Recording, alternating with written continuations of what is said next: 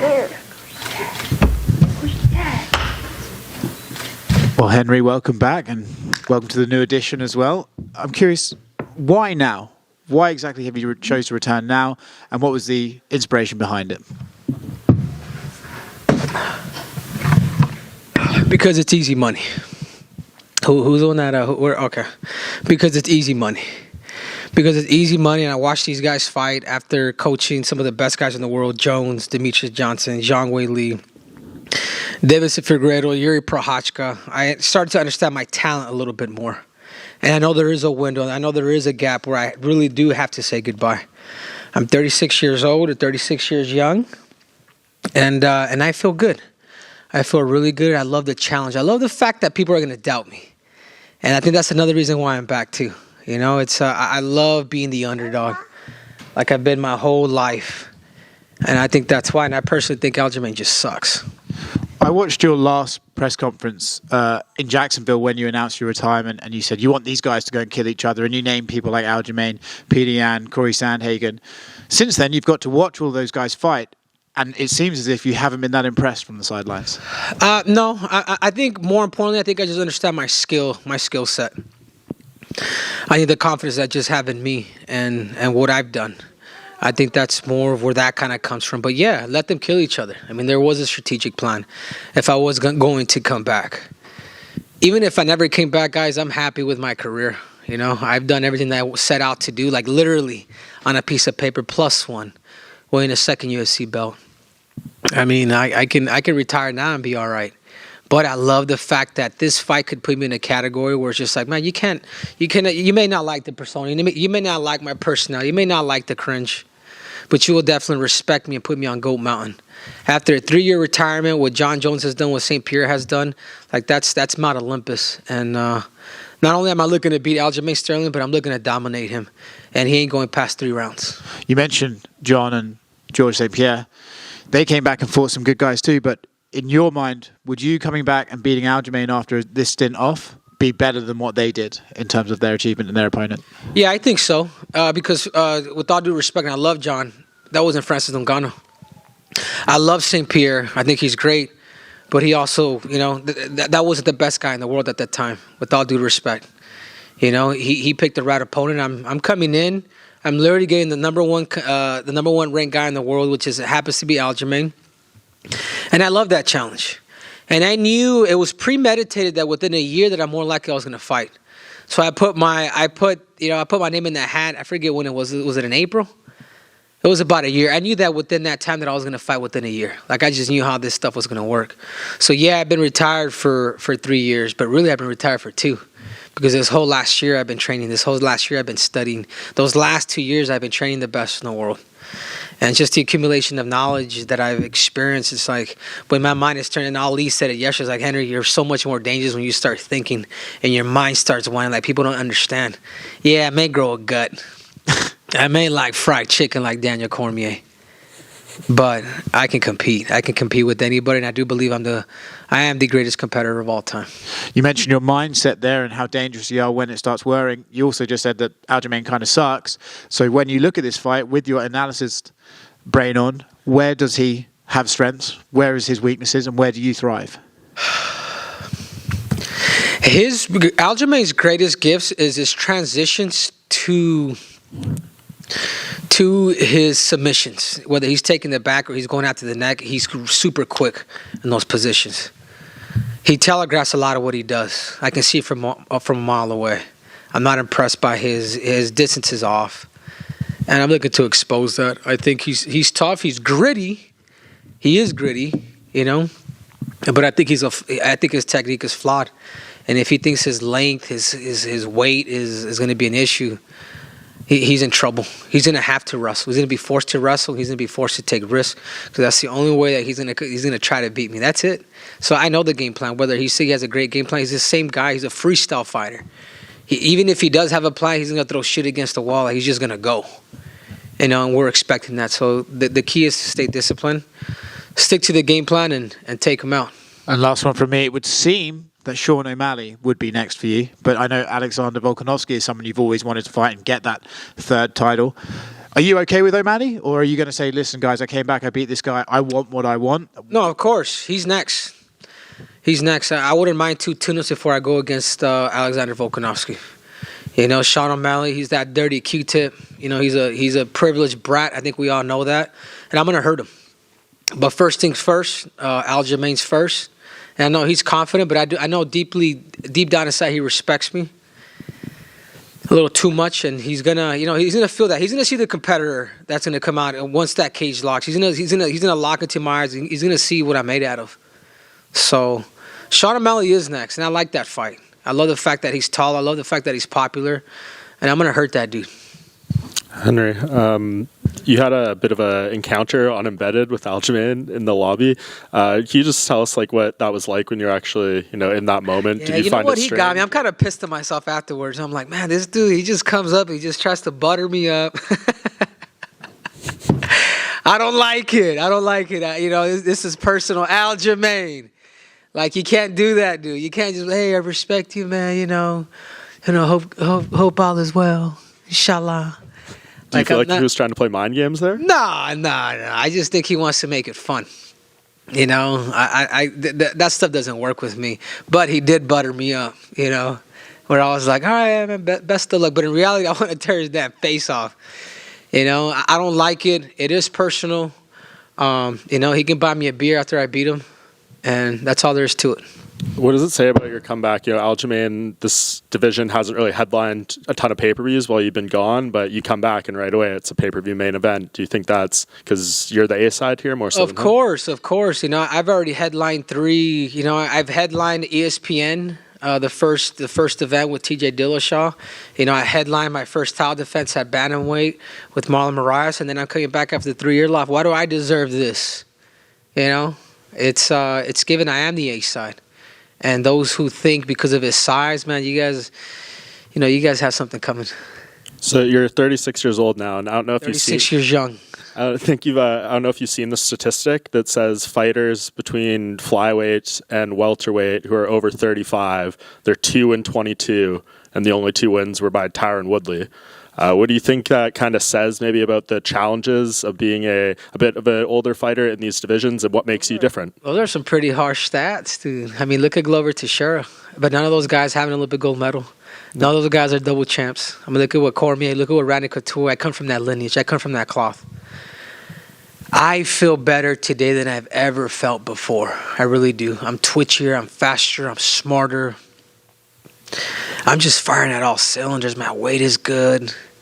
I've mimicked my fights for those who think ring rust. Like, that's an attitude.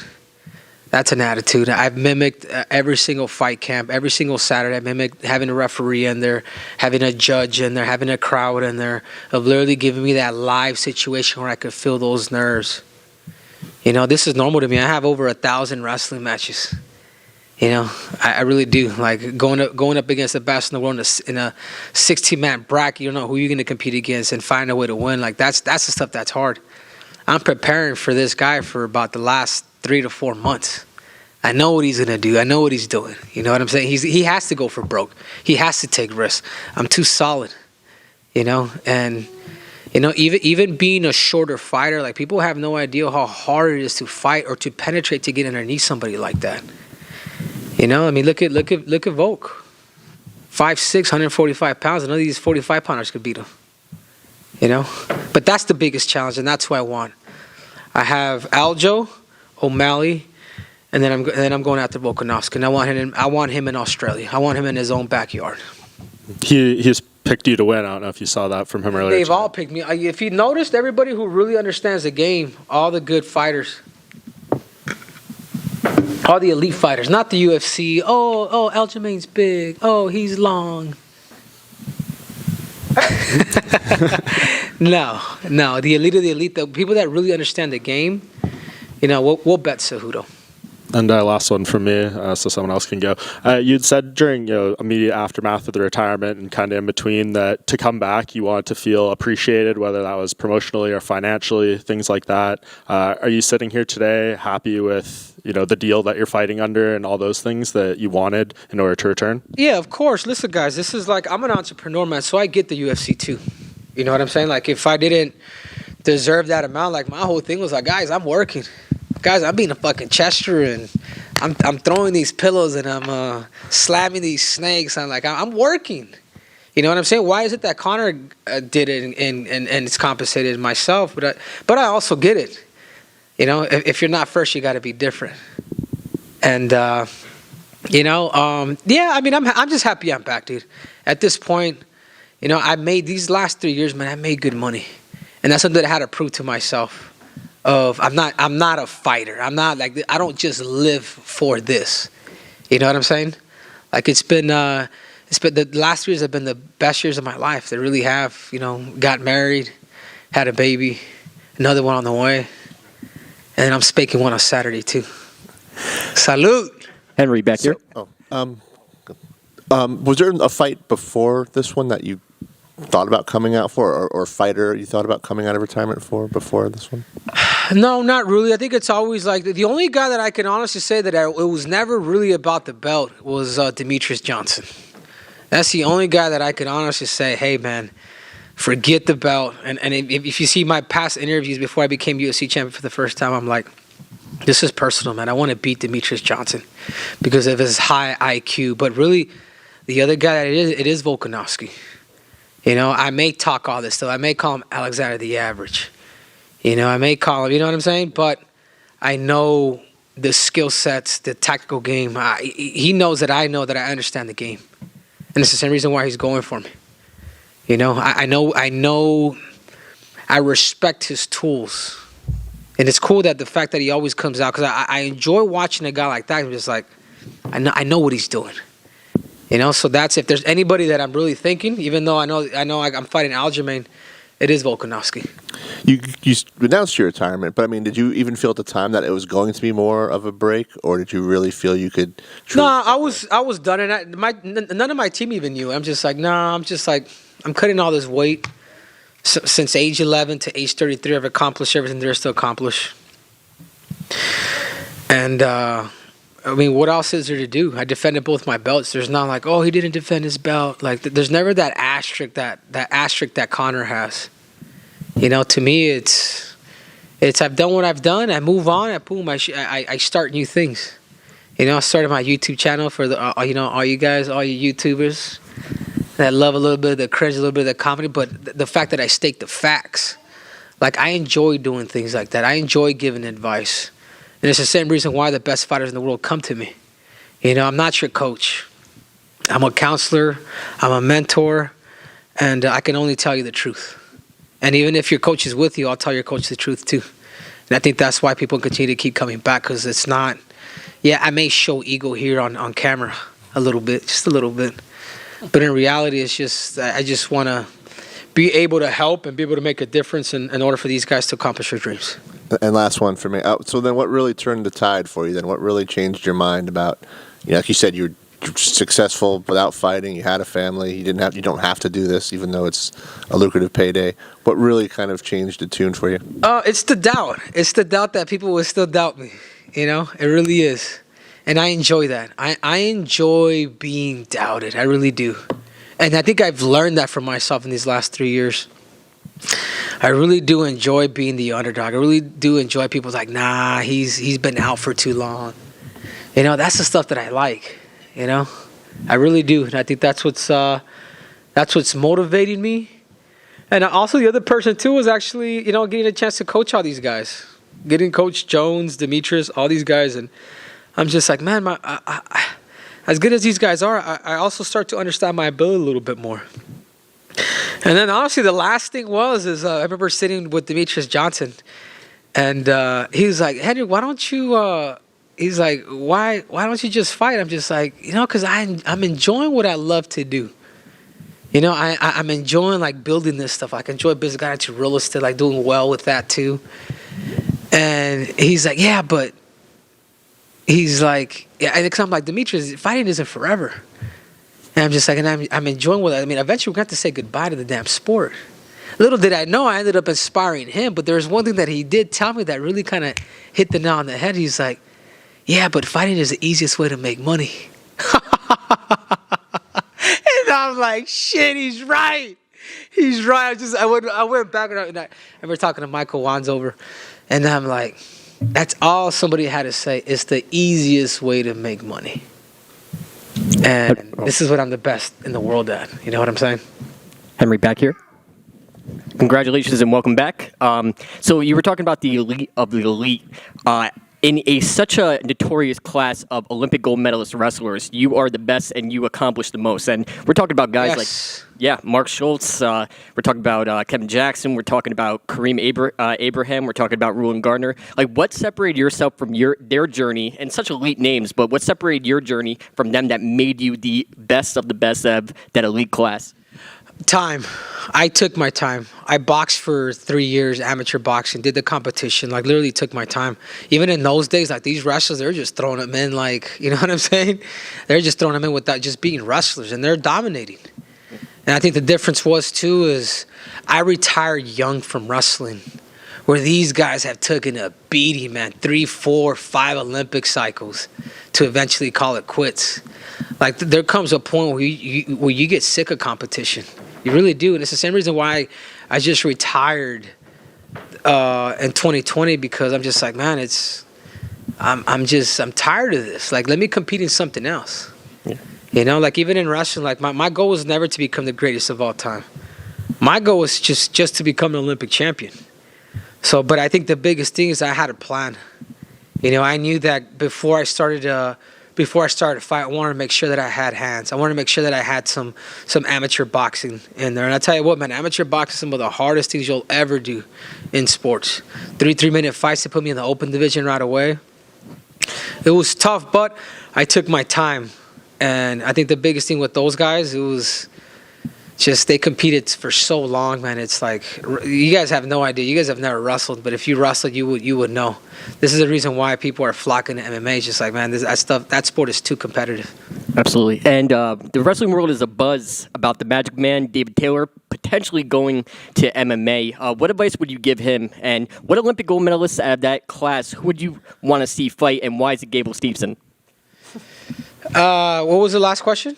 David Taylor, there's a rumor that he's going to be competing in MMA, Olympic gold medalist. And, like, what advice would you give him? And also, what Olympic gold medalist wrestlers, I don't know if you still keep up with the wrestling scene, but what wrestlers would you want to see compete? And why is it Gable Stevenson? I think with David Taylor, I think he's honestly, I think these guys need to come to talk to me. You know, they really do. Because if you're not careful, man, you are going to get hurt. If you're not careful, you are going to get humbled like I did with Demetrius Johnson. If you're not careful, Daniel Cormier, you will get beat up like John Jones beat him up.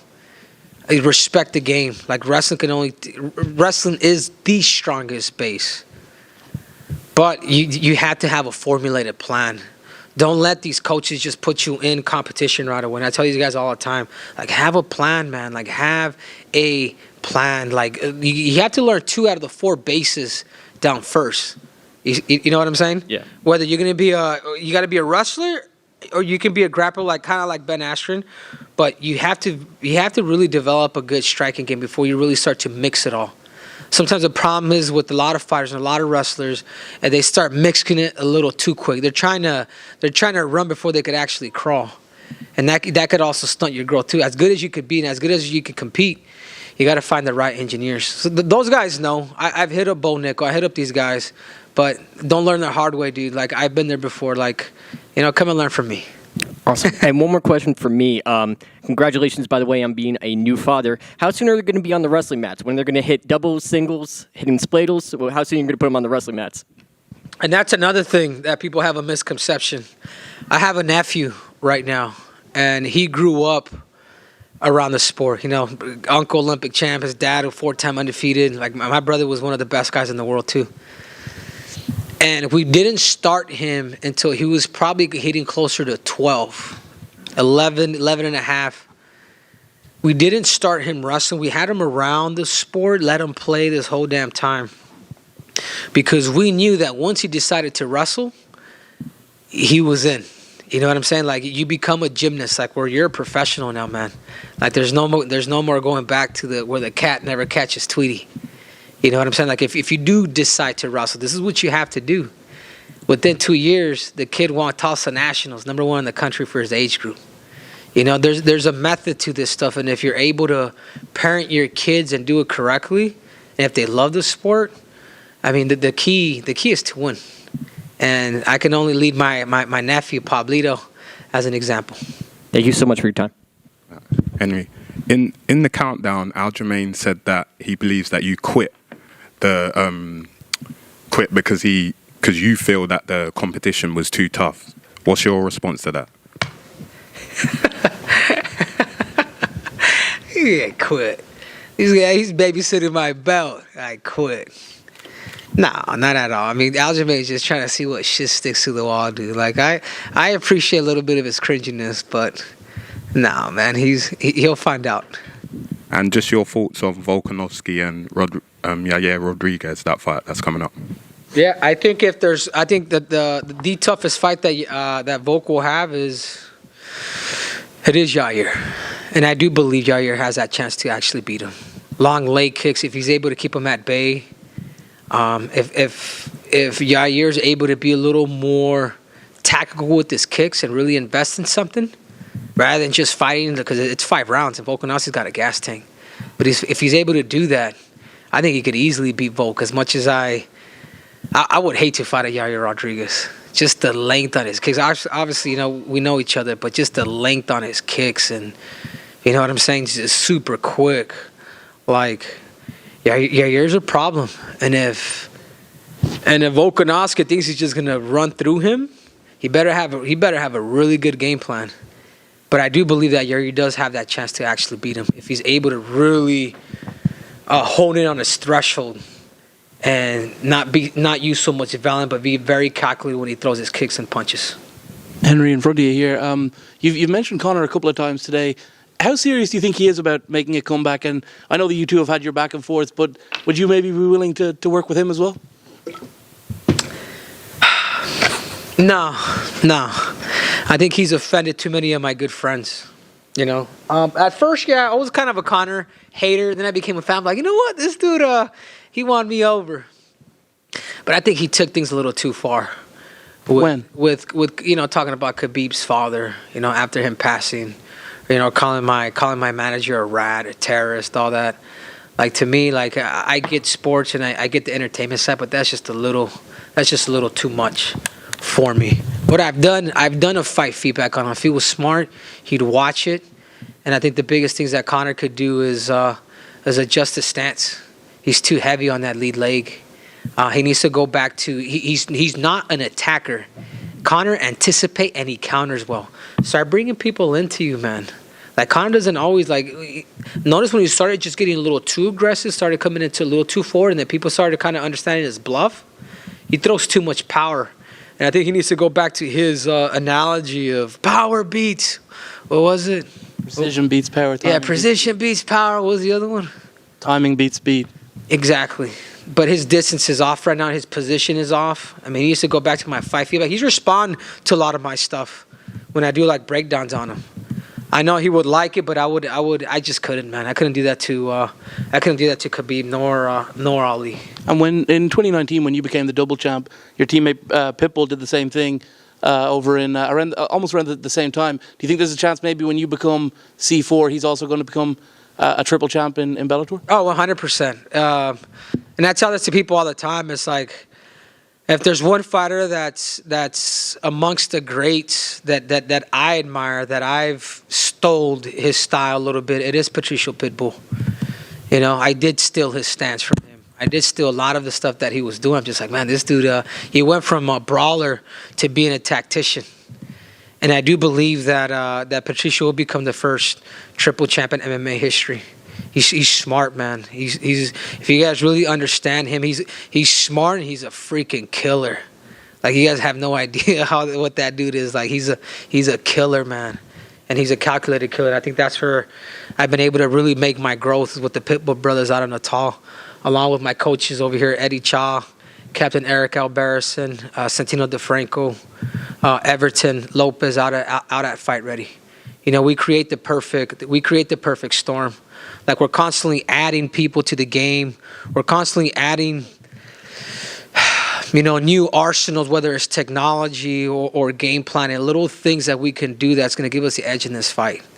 Like even yesterday, man, I was talking to Robert Whittaker. I'm just like, Robert, I had an interview with New Zealand TV. I don't know what it was.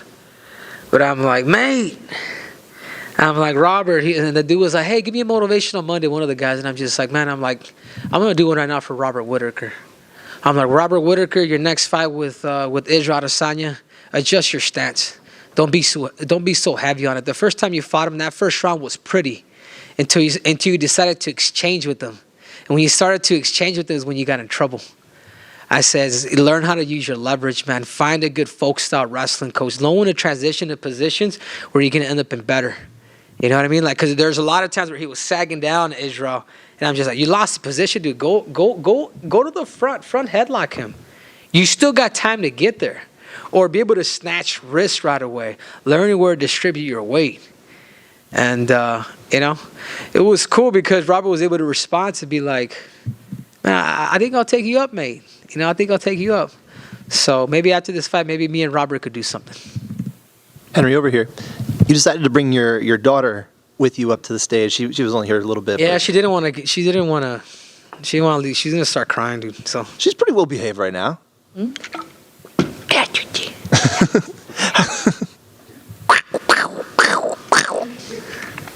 Obviously, you're enjoying the time being a father. How has that kind of changed your mentality, your approach to fighting, being a father and having something different to fight for?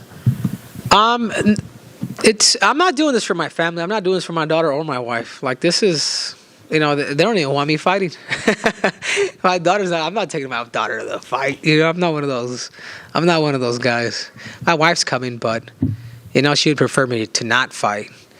So this is just a personal accomplishment that they're supporting me at. It's within me. I'm not going to put this on nobody else. But you decided to bring her here. Obviously, you wanted her to be. 100%. Yeah, because dude, I love my baby. I miss my baby. Even when I travel, it's a trip. I'm just like, I'm constantly on the phone with her. I'd rather have her here, and I got a lot of my training partners that look after her. So I tell them all the time. There's like 10 of them. So hey, you guys got 30 minutes apiece to play with her. I gotta kind of recover and rest. But as I'm watching, it's cool.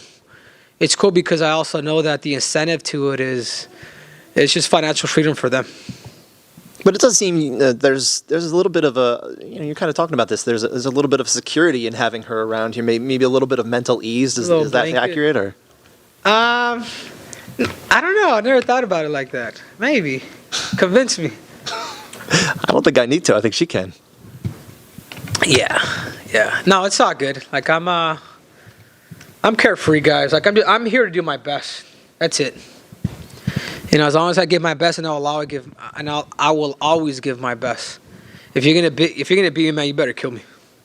Are you planning to do anything with the family while you guys are in town in the city, going to the city, or? Yeah, we're gonna shoot out to New York for I think for a few days, and just have some pizza and all that. Get fat again. When do you think you might want to fight again? Right away.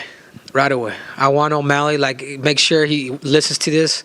I want him right away. Within I want to take at least about a month off, and boom, UFC set it up. Let's set it up and let's do it in Boston. Let's do it in let's do it in his backyard. That wannabe American. Let's do it in Boston. Thank you. Hey, Henry. Does a win here solidify your claim as the bantamweight GOAT? Man, I really don't care about that stuff. Nor do I care about pound for pound. I think that's the stupidest thing ever. At the time that I had 2 belts, why wasn't I pound for pound? Like, you know what I'm saying? It's the stupidest thing ever, man. With all due respect to all you analysts here. Like, it's a popularity thing. I really don't care. I really don't care about that, nor do I care about pound for pound. Because I know that by the time I beat Aljamain on Saturday, I'm gonna be behind a dude that got knocked out. Or behind a dude that these 2 dudes had a close match. Like, it's the stupidest shit ever. Before, I used to kind of chase it. And then I'm just like, all right, I just got my 2 belts. I just defeated Marlon Moraes. I stopped him. I made a statement. It stayed the same.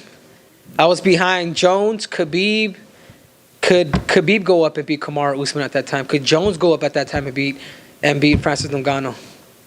Numbers don't lie, but I think they will forever kind of, or you guys. This is a question I got for you guys. I don't know what you guys' thinking is on this, but it's a popularity contest. It's like an ESPY. Same thing with an ESPY.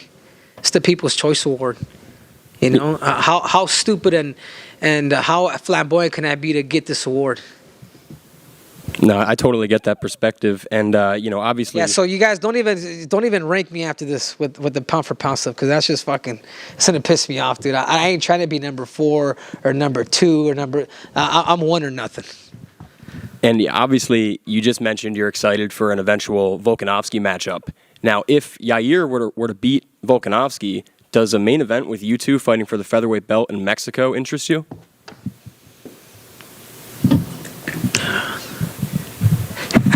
Probably not. I don't think the Mexicans like me too much. I wouldn't want to do it there, dude. They'll kill me. But he's got to get through Volk first. That's not on my mind. Neither is Volk nor Yair. It really is. My goal is the featherweight strap, which I think it's Volkanovski, but because he's the current champ now. But I'm not thinking of neither one of those featherweights. But I think after these next 2 fights, I can't be denied. I can't. Thanks, Jim. We have time for 2 more. 1, 2. Hey, Henry, in the back on the left. I really do admire your MMA skill set. I think you're one of the most well-rounded mixed martial artists of all time. I'm wondering, do you see a significant skill advantage in a certain area in this fight? Everything. In every sense of the way, from standing to the wrestling to the hair. See that? I just think I'm better than Aljamain everywhere. I think he's got grit. I will give him that. I know he will fight for this. What do you think of his striking game? It's kind of funky on the feet. He throws some weird kicks. What do you think of that? I got to be careful. I mean, I'm not underestimating Aljamain. I just believe in my skill set that much, but I'm not impressed. And you've talked about in the past how you need a challenge to really get up for. What makes Aljo that, or is it really just you want the belt back? And that's not that I want the belt back. I see him as a tune-up fight. You know, I see him and Oman as a tune-up fight. I want that featherweight strap. And then lastly, for me, who has the better YouTube channel, you or Aljo? Oh, look at the numbers, man. His is like, oh, well, here. Like, man, my stuff is, I'm growing by day. I'm growing thousands by day. So you guys make sure to subscribe to that damn YouTube channel. Thank you, Henry. I am a subscriber. I do enjoy your channel. You're welcome. Come over here, Captain. Let me bring up Captain Eric Albertson here. Come here, Captain Coach. You guys give him a hand. Come on, guys. When can we show the coaches some love? Donna does. Go ahead, Captain. Take him over. Tell me what we're gonna do to Aljamain on May 6th. May 6th, the return of the GOAT. You know, I was saying in that countdown about a list, but I didn't say the second part, and I'm going to let you guys, I'll tell it to you guys. When I first met Henry in 2004, he wrote a list at the Olympic Training Center. You walk in his room, you see the list. Number 1 on that list was Olympic champion. Number 2 on that list was UFC champion. Number 3 on that list was world's best father and husband. He completed that list. P.S. There's a new list out. It's a hit list, a black list. And on May 6th, the Funk Master gets scratched off that list. That's all I got. All right, hey, last question, dude. We're out of here. Last question. Henry, one last question for you back here. You were talking about boxing earlier. What boxer or boxers have influenced you the most, and why? That's good, man. A lot of the boxers that really influenced me were like, back in my heyday, early 2000s, because I grew up watching boxing. Marco Antonio Barrera, Eric Morales, but the one that really took it all, man, is Manny Pacquiao. Manny Pacquiao, to me, he's the greatest of all time. 8-division champ. Is not the Floyd Mayweather undefeated, the guy that protected his record, the guy that was padded. Yeah, great defense. He's one of the greats, but numbers don't lie. And I want that Manny Pacquiao. I've taken that influence from him of becoming, a 3-division champ in the UFC, and he's a big inspiration. for me in combat sports. So if there's one guy that I could really say, I'm just like, man, he's the greatest of all time, the best of the best at cream of the crop, it's Manny Pacquiao. Thank you, Henry. I said, I'm out.